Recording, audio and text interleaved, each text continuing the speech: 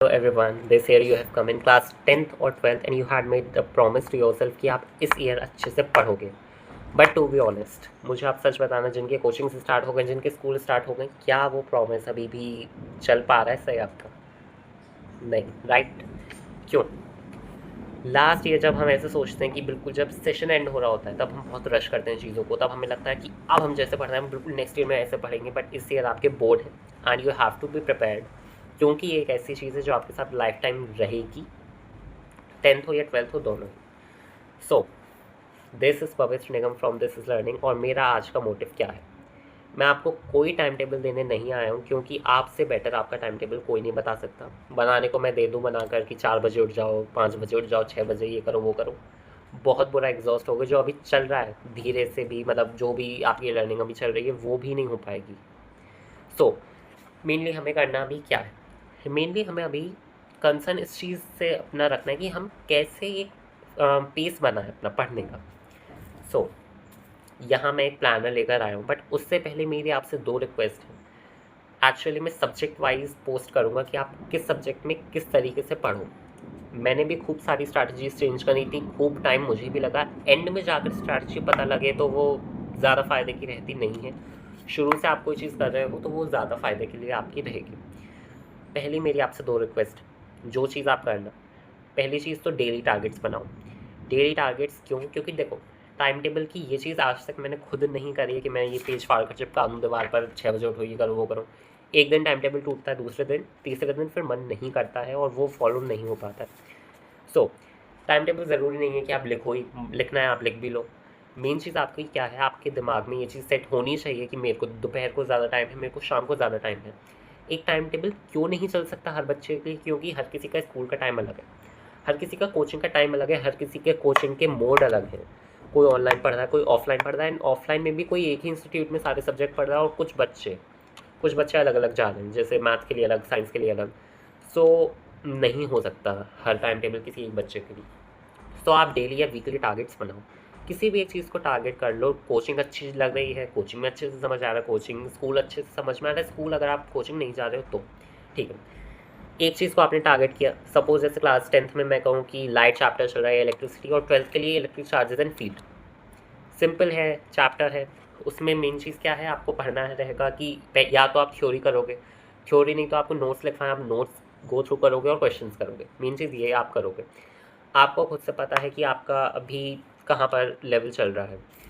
School वाले ज़्यादा आगे हैं, तो आपको उस दिन का टारगेट ये बनाना है कि जैसे शाम को टाइम है तो आपको वो चीज़ करनी है कि मेरे को जैसे आज फॉर एग्जांपल लाइट चैप्टर पढ़ना है और जितना करा दिया वहाँ तक मैं पहुँच जाऊँ.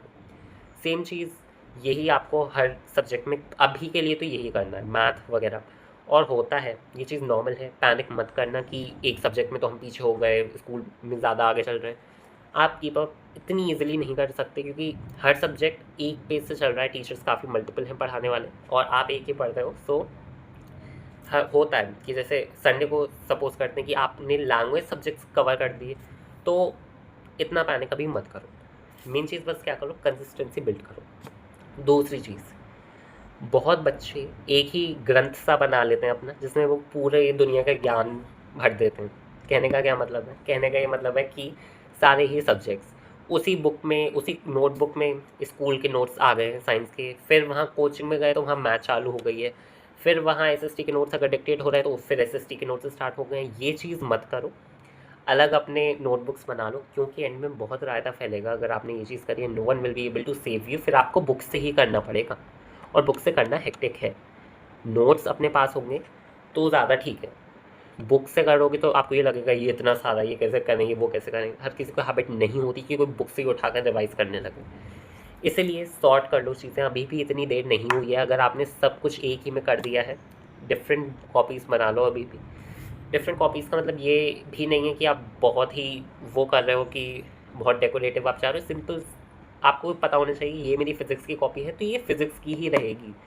भले ही आप उसमें कोचिंग का भी मटेरियल कर लो और स्कूल का भी, बट वो कॉपी अगर फिज़िक्स की है तो वो उसमें फ़िज़िक्स का ही कंटेंट रहेगा. और ये चीज़ बिल्कुल मत करना कि कोचिंग में फॉर एग्जांपल लाइट चैप्टर चल रहा है तो आपने लाइट चैप्टर लिख दिया, एंड देन स्कूल में इलेक्ट्रिसिटी, तो फिर बीच में इलेक्ट्रिसिटी शुरू हो गई. किसी काम की नहीं रहेगी वो कॉपी. क्या पढ़ोगे आप खुद, आपको समझ नहीं आएगा. सो ये तो मेरी अपील है आपसे, जब तक मैं सब्जेक्ट वाइज वीडियोस ला रहा हूँ। प्लानर क्या है ये मैं बता दे रहा हूँ। First what we have is maths combined में लाऊंगा वीडियो 10th एंड 12th के लिए, क्योंकि डिफरेंट नहीं है। मैथ इज़ मैथ सेम है चीज़। देन नेक्स्ट आएगी साइंस क्लास 10th की, only class 10th। Then again a combined for class 10th and 12th language subjects के लिए। मोस्टली 12th में इंग्लिश ही होती है बच्चों के पास, 10th में इंग्लिश प्लस हिंदी दोनों, so this would cover both. Then social science, ये चीज़ है प्लाना अभी मेरा। क्यों मैं एक ही वीडियो में सब कुछ कंपाइल नहीं कर रहा हूँ, करने को मैं 10 मिनट में सब खत्म कर दूँ बोल बोल कर कि बस हो गया, आपके सर के ऊपर से जाएंगी चीज़ें, ना मैं सही से बता पाऊँगा। मैं क्या चाह रहा हूँ, मैं आपको दिखाऊँ मेनली कि मैंने कैसे पढ़ा था, और फिर जो सबसे सुइटेबल मेथड मेरे को लगा, जो वर्क कर गया असल में। कि जैसे ये मेरी क्लास 10 की फिज़िक्स की बुक है, मैंने कैसे पढ़ा था, मैं आपको बुक्स दिखाऊँ, मैं आपको कॉपीज़ दिखाऊँ मैंने किया कैसे था ये। और मेनली ये हर एक वीडियो 2 पार्ट में मैं डिवाइड करूँगा, 2 सेक्शंस में मेनली होगा वो एक ही वीडियो। 2 सेक्शंस में कैसे, जो अभी फेज़ चल रहा है लर्निंग फेज़, प्रिपरेटरी फेज़ कि आप अभी पढ़ रहे हो, नॉर्मल आप पढ़ते जा रहे हो, चैप्टर आते जा रहे हैं, आप पढ़ रहे हो। देन आप रिवीजन कैसे करो, पढ़ तो आपने लिया इतना सारा, अब आपने पढ़ लिया, सपोज करते हैं मैथ में सबसे ज़्यादा रिवीजन के लिए दिक्कत आती है। क्यों? क्वेश्चन तो हमने कर ली, पूरी पूरी आड़ी कर ली, आर एस कर ली, जो बुक करनी थी हमने कर ली, अब हम रिवाइज कैसे करें। सो उसी के लिए मैं कुछ स्ट्रैटेजीज लाऊंगा।